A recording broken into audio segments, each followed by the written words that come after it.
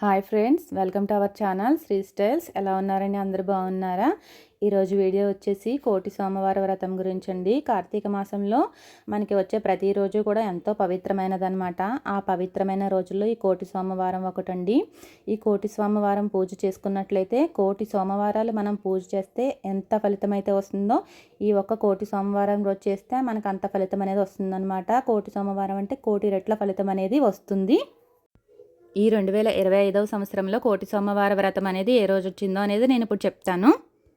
ఈ 2025వ సంవత్సరంలో అక్టోబర్ 30వ తేదీని కోటి సోమవారం వచ్చిందండి. శ్రవణ నక్షత్రంతో కలిసిన రోజుని కోటి సోమవార వ్రతం అని అంటారనమాట. అక్టోబర్ 29 సాయంత్రం 5:29 నుండి శ్రవణ నక్షత్రం అనేది ప్రారంభమవుతుంది. అక్టోబర్ 30వ తేదీ సాయంత్రం 6:33 ఈ శ్రవణ నక్షత్రం అనేది ముగుస్తుందండి. అక్టోబర్ 30వ తేదీని కోటి సోమవార వ్రతం అనేది నిర్వహించుకోవాలి. పవిత్రమైన కార్తీక మాసంలో వచ్చే సోమవారాలు ఎంతో విశిష్టమైనవిగా భావిస్తాం. ముఖ్యంగా కార్తీక మాసం కోటి సోమవారం ఈ రోజుకు ప్రత్యేకమైన విశిష్టత ఉంటుంది. ఈ రోజున చేసే శివకేశవుల పూజకు, ఉపవాసానికి, దానాలకు రెట్టింపు ఫలితాలు ఉంటాయని శాస్త్రవచనం. కోటి సోమవారం అంటే కార్తీక మాసంలో వచ్చే సోమవారం అని కాదు. శ్రవణ నక్షత్రం ఏ రోజున వస్తుందో ఆ రోజుని కోటి సోమవార వ్రతంగా భావిస్తారనమాట. ఈ కోటి సోమవారం అనేది సోమవారంతో కూడుకున్నట్లయితే ఇంకా విశిష్టమైన ఫలితాలు అనేవి ఉంటాయండి. అది ఇంకా ప్రత్యేకమైన రోజుగా భావిస్తామన్నమాట.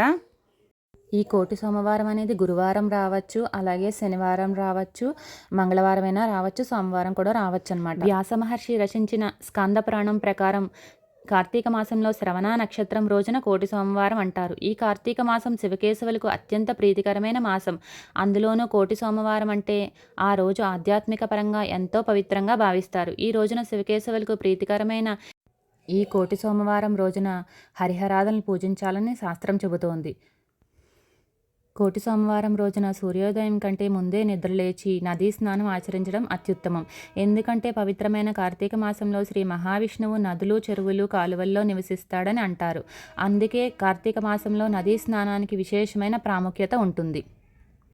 కార్తీక మాసంలో కార్తీక సోమవారాలు, కార్తీక ఏకాదశి, కార్తీక పౌర్ణమి వంటి విశిష్టమైన తిథులలో చాలామంది ఉపవాసాలు ఉంటారు. అయితే కోటి సోమవారం రోజున చేసే ఉపవాసం కోటి కార్తీక సోమవారాలు పాటించిన ఉపవాసాలతో సమానమని పురాణాలు చెబుతున్నాయి. అందుకే కోటి సోమవారం రోజు ఉదయం నుంచి సాయంత్రం వరకు ఎలాంటి ఆహారం తీసుకోకుండా రాత్రి నక్షత్ర దర్శనం చేసుకున్న తర్వాత భోజనం చేసి ఉపవాసాన్ని విరమించాలి. ఈరోజు శివాలయంలో పంచామృతాలతో శివుడికి అభిషేకం చేయడం, అలాగే మారేడు దళాలతో పూజ చేయడం, నూనెతో మట్టి ప్రమిదలో దీపారాధన చేయడం శుభప్రదం. కొబ్బరికాయ, అరటిపండ్లు వంటివి సమర్పించాలి. సాయంకాలం పూట యథావిధిగా స్నాన సంధ్యాదులు పూర్తి చేసుకుని శ్రీ మహావిష్ణువు ఆలయానికి వెళ్ళి ఆవు నెయ్యితో దీపారాధన చేసి తులసిమాలను శ్రీమన్నారాయణకి సమర్పించి భక్తి శ్రద్ధలతో శ్రీ విష్ణు సహస్రనామం పారాయణం చేయడం వల్ల సకల శుభాలు కలుగుతాయి. అంతేకాకుండా సాలగ్రామాలు సాక్షాత్తు శ్రీ మహావిష్ణువు స్వరూపంగా భావిస్తాం. కాబట్టి ఈ కోటి సోమవారం రోజు సాలగ్రామ లను గంధ పుష్ప అక్షంతలతో పూజించి బ్రాహ్మణులకు దానం ఇవ్వడం ద్వారా మోక్షం కలుగుతుందని, వైకుంఠాన్ని పొందవచ్చని శాస్త్రవచనం. ఈ కార్తీక మాసంలో రావి ఆకులో దీపం పెట్టడం కూడా చాలా మంచిది. అదేవిధంగా పిండి ప్రమిదలో దీపారాధన చేయడం, రావి చెట్టు కింద దీపారాధన చేయడం, ఉసిరి చెట్టు కింద దీపారాధన చేయడం కూడా చాలా ప్రాముఖ్యం. అదేవిధంగా మట్టి ప్రమిదలో కూడా దీపారాధన విశేషంగా చెప్పవచ్చు. అదేవిధంగా 365 ఒత్తుల్ని కూడా ఈ కోటి సోమవారం రోజున వెలిగించడం ఎంతో విశేషమైన ఫలితాన్ని ఇస్తుంది.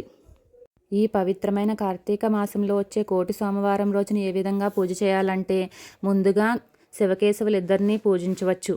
మీ దగ్గర విష్ణుమూర్తి ఫోటో ఉంటే విష్ణుమూర్తి ఫోటో, అదేవిధంగా శివుడు, ఇంకా లేదంటే విష్ణుమూర్తి ఫోటో లేకపోతే వెంకటేశ్వర స్వామి ఫోటో ఉంటే అది కూడా పెట్టుకోవచ్చు. ముందుగా పసుపు గణపతిని పూజించుకుని తర్వాత శివకేశవులిద్దరినీ పూజించుకోవాలన్నమాట. అష్టోత్తర శతనామావళితో పూజించుకోవాలి. అదేవిధంగా షోడశోపచార పూజ అనేది ఉంటుంది కదండి, మీకు వచ్చినట్లయితే అది కూడా చేసుకోవచ్చు. స్వామిని ఆవాహన చేసుకుంటున్నట్టు స్నానం, అలాగే ఆసనం, గంధం సమర్పించడం, పుష్పం సమర్పించడం, అలాగే అక్షంతలు, ధూపం, దీపం, నైవేద్యం ఇవన్నీ ఉపచారాలు మనం సమర్పించవచ్చు అనమాట. ఇవి మనకి మంత్రం రాకపోతే మన మనసులోనే మనం ఈ ఉపచారం చేస్తున్నామనే భావన మన మనసులో చేసుకుని మనం ఆ విధంగా సమర్పించవచ్చు. ఇవేమీ రావు, మనకి పూజ చేసుకోవడం కూడా కుదరదు అనుకుంటే విష్ణుమూర్తిని మన మనసులోనే ధ్యానం చేసుకోవచ్చు. చిన్న చిన్న మంత్రాలతో ధ్యానం చేసుకోవచ్చు. లేదా హరే రామ హరే కృష్ణ అనే మంత్రం మన మనసులోనే స్మరించుకోవచ్చు. ఓం నమ శివాయ, ఓం నమ శివాయ అనే మంత్రాన్ని జపించుకోవచ్చు. మనం స్వామికి దగ్గరగా ఉన్నామా లేదా అనేది మనం ఆలోచించుకోవాలన్నమాట. మన మనస్సుని దైవం మీద, దైవ ఆరాధనలో ఉంచడం అనేది సరిపోతుంది.